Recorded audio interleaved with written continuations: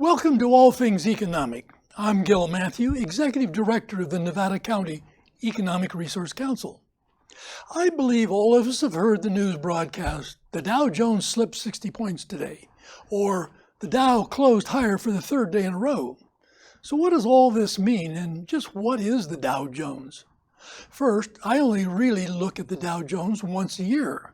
Well, I do look at it more frequently, but for analysis purposes, I record the closing price on the last trading day of the year, and have done so for the past 10 years. The ups and downs of the Dow on any given day seem to me to be a bit unimportant, unless you happen to be a day trader, and then you really only care about a specific stock. So let's look at the general health of the economy through the lens of the Dow Jones. Here is the last 10 years closing price on the last trading day of the last 10 years. As you can see, there's been a general upward trend. Only twice did the Dow Jones close lower than the previous year, and that was in 2018 and 2022. So it has been watching your 401k for the past 10 years.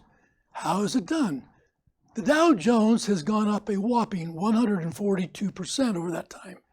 Question, did your income go up 142%? I thought maybe not. So what is the Dow Jones Industrial Average? That's the official name, Dow Jones Industrial Average. The Dow is a price-weighted stock market index that tracks the performance of 30 major U.S. publicly traded companies. These companies are considered blue-chip leaders across major sectors of the U.S. economy, from technology, finance, consumer goods, and healthcare.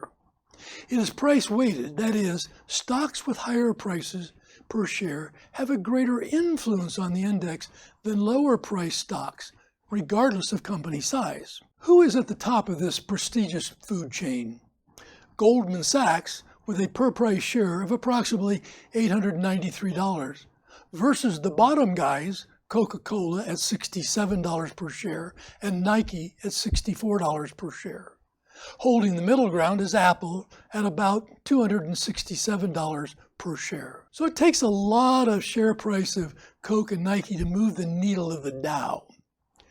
But does the Dow really tell us much about the U.S. economy? In broad terms, over the long haul, the Dow Jones began in 1896.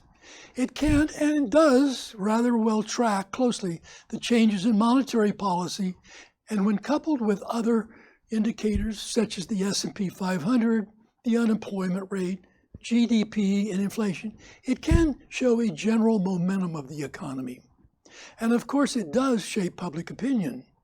But because the Dow Jones is a measure of only 30 large, significant corporations in America, it has little to do with the sense of well-being in the general household. The Dow may go up while income is stagnated. Many large power forces in the economy are not reflected in the Dow, such as the millions of small businesses, the public sector, and service industries.